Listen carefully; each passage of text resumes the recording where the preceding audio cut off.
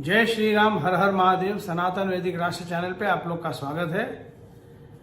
दोस्तों, आज का जो टॉपिक है ना, ये बहुत यूनिक है। आपको यूट्यूब पे तो कहीं दिखेगा नहीं, आपको ये गारंटी बता रहा हूँ आपको। अभी जो देश के अंदर एक एनालिसिस चल रहा है हिंदूज के अंदर, क्योंकि कोई भी रहने दो, चाहे सनातनी हिंदू रहने दो, चाहे कोई भी हिंदू रहने दो, सबकी अंदर की इच्छा है हिंदू राष्ट्र। अब हिंदू राष्ट्र आएगा कैसा? भाई, हिंदू राष्ट्र आएगा सावरकर जी की आइडियोलॉजी से, नेताजी सुभाष चंद्र बोस की आइडियोलॉजी से आएगा हिंदू राष्ट्र। मगर प्रॉब्लम क्या हो गया, अभी देखो, अंडरस्टैंड करना। ये वीडियो पर्टिकुलरली जो ब्लाइंड फॉलोअर्स है ना मोदी कल्ट के, उन लोगों के लिए डेडिकेटेड है। बात समझने की कोशिश करो। अननेसेसरी पीछा करने से क्या हो जाएगा, उनको भी रॉन्ग मैसेज जाएगा। रॉन्ग मैसेज का मतलब क्या है, उनकी भी बुद्धि नहीं आएगी। मैं आपको बता दूं, अभी जो प्रेजेंट अभी नरेंद्र मोदी है ना, ये one of the most complex characters है ये पोजीशन पे। इतनी टॉप पोजीशन पे आके इतना कॉम्प्लेक्स अनअंडरस्टैंडेबल पर्सन आपको कोई भी नहीं दिखेगा, कोई भी नहीं दिखेगा आपको। अब देखो, मैं आपको एग्जाम्पल के साथ बताता हूं। नरेंद्र मोदी का प्रॉब्लम क्या है ना, नरेंद्र मोदी को नेहरू से नफरत है मगर गांधी से प्यार है। नेहरू को 1000 गालियां देंगे, मगर जो नेहरू को क्रिएट करा और जो सरदार पटेल की कुर्सी छीन के नेहरू को उसके ऊपर बिठाया, उसका पूरा रिस्पेक्ट है। कोई इसके बारे में कुछ बोलना ही नहीं। वो नंगा पुंगा देश में हिंदुओं को इतने मर्डर्स करवा दिया, उसको कुछ भी नहीं बोलना।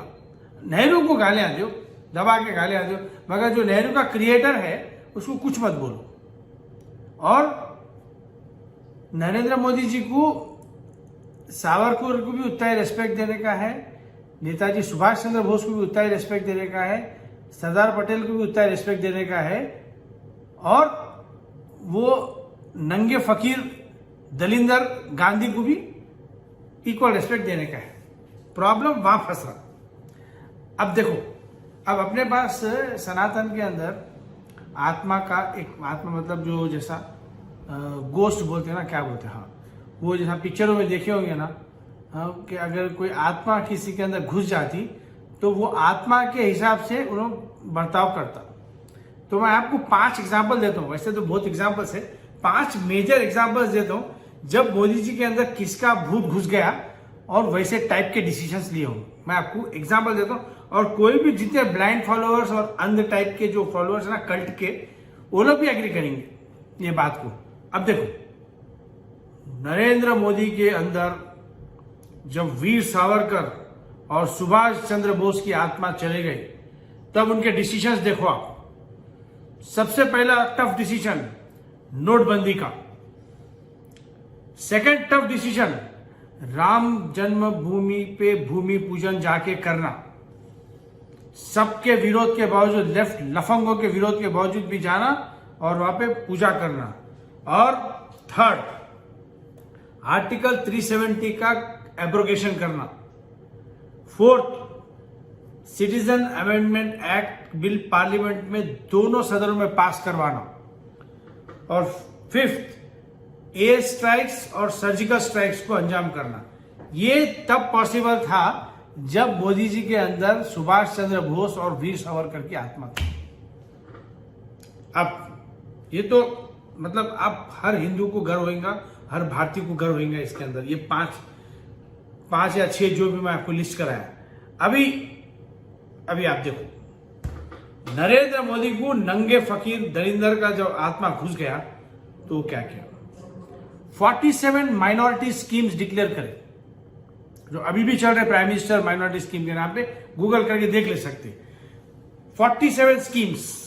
और उसके बाद में वो क्या करे, जो कांग्रेस के टाइम पे राजेंद्र सच्चर के अंडर लीडरशिप में एक कमेटी बनी थी, सच्चर खच्चर कमेटी के नाम से, वो कमेटी को कांग्रेस तो लागू नहीं करी, मोदी जी पूरे के पूरे एज इट इज लागू कर दी। मतलब जमीन पे लग गए, वो लागू हो गए, क्योंकि वो नंगे फकीर की, नंगे दलिंदर की उसकी आत्मा घुस गए सोती ना मोदी जी में। तो ये मोदी जी नहीं कर रहे काम, ये वो आइडियोलॉजी काम करवा रही इनसे। और मई में लास्ट ईयर जब ममता बनर्जी इलेक्शन जीती थी, उसके बाद में जो हिंदुओं की किलिंग्स हुई, पर्टिकुलरली बीजेपी के कार्यकर्ता, आरएसएस के कार्यकर्ता और बीजेपी के वोटर्स की जो किलिंग हुई उसके ऊपर जो मौन व्रत धारण करके मनमोहन सिंह के रूप में आ गए थे आप, उस टाइम गांधी जी अपने रौद्र रूप में मोदी जी के अंदर घुस गए थे। ये वर्ड नहीं बोले कोई हिंदू किलिंग्स के बारे में, ठीक है, ये हो गया। और उसके बाद में पुराना है, फर्स्ट टाइम का बात है पर बोलना बहुत जरूरी है। गौ माता की रक्षा के लिए कुछ भी स्कीम्स नहीं बनाए, वो स्कीम्स फालतू के छोटे छोटे नहीं, मतलब देशव्यापी जो आरसी लाहौटी का जब सीजीआई थे, जब उन्होंने 2005 में जब जजमेंट दिए थे कि गौ माता को प्रोटेक्ट करना, आप वो इम्प्लीमेंट ही नहीं करे, ये भी नहीं करे, मगर गौ रक्षकों को गुंडे बोल दिए। वो भी कब? कुछ दिन बकरीद के पहले हजारों गौ माता कट गए उनके एक बयान के अंदर, गौ रक्षकों को गुंडे बोले। ये मोदी जी नहीं बोले, नंगा पुंगा गांधी बोला। और अभी रिसेंटली जो जिहादी किलिंग्स हुए सर तन से जुदा वाला, कन्हैया लाल, उमेश कोले, हाँ, और प्रवीण भाई, ऐसे टाइप के जो 6 या 7 किलिंग्स अभी हुए, उसके ऊपर ये मोदी जी चुप नहीं थे। मोदी जी कभी चुप नहीं रहते, ये चुप थे, नंगे पुंगे की आत्मा अंदर घुस गई थी। और छठा है, मगर मैं नहीं बोलूंगा तो बहुत नाइंसाफी हो जाएंगी, ये छठा है किसान फार्म लॉस। ब्यूटीफुल लॉस थे, उसको रिपील कर दिए। जब लॉस इंप्लीमेंट करे थे जब सावरकर की आत्मा थी, सावरकर की आत्मा चले गई, नंगा फकीर अंदर घुस गया, रिपील कर दिए। वो भी किसके लिए रिपील करे? लफंगों के चक्कर में। तो अब हिंदुओं को ये समझना पड़ेगा कि ये जो नरेंद्र मोदी नाम का वहां पे एक हिंदू वहां पे अपने आशा और हिंदू राष्ट्र के एक्सपेक्टेशन में वहां पे वो तभी हिंदू राष्ट्र करेगा जब आप चमचागिरी से उठ के एक हिंदू के जैसा क्वेश्चन करना सीखेंगे। अपने को कुछ नहीं करने का है, ये जो गांधी की आत्मा नरेंद्र मोदी के अंदर घुस गई है ना, उसको अपने को बाहर निकालने का है और सावरकर के वैल्यूज उनके अंदर इनकलकेट करने का है, तभी हिंदू राष्ट्र बन सकता। और जो निश्चलानंद सरस्वती जी हिंदू राष्ट्र की अवधारणा कर रहे हैं ना, वो गांधी मरा नहीं है, गांधी जिंदा ही है आइडियोलॉजिकली। जब तक वो आइडियोलॉजी जिंदा रहेंगी तब तक हिंदू राष्ट्र नहीं आएगा। और ये नरेंद्र मोदी जो टॉप पोजीशन में है कंट्री के, उनके दिमाग के अंदर से गांधी को निकालना बहुत जरूरी है, तभी ये देश हिंदू राष्ट्र हो सकता। नहीं तो हिंदुओं की तो कितनी बलिदान हो जाएगा आप सोच भी नहीं सकते। इनकी बेवकूफी के अंदर, बगल झांकू पार्टी की बेवकूफी के अंदर हिंदुओं का जो है सैक्रिफाइस हो जाएगा इसके अंदर। तो मैं आई होप कि मैं समझा सका कि अंदर क्या एक्चुअल प्रॉब्लम है नरेंद्र मोदी का। तो इसके ऊपर आप लोग भी सोचो कि नरेंद्र मोदी के अंदर एक गांधी नाम का भूत जो डीएनए में घुस गया है, वो निकल गया। मोदी जी में निकल गया तो बाकी पूरे ओके हो जाते, राइट हो जाते, क्योंकि प्रॉब्लम मोदी जी में ही है। उनके अंदर से भूत निकल गया कि प्रॉब्लम सॉल्व। और जैसा कि मैं आपको वीडियो में बताया था इससे पहले के कि अपने एक वर्ड लेते जो मिसकंसेप्शन से आप लोग यूज करते रहते। तो आज मैं ना अभी जो रिसेंट बिहार के अंदर हुआ ना, नीतीश कुमार का जो किया ना, पूरे लोग, इवन मैं भी 1-2 बार यूज करा, पलटू राम।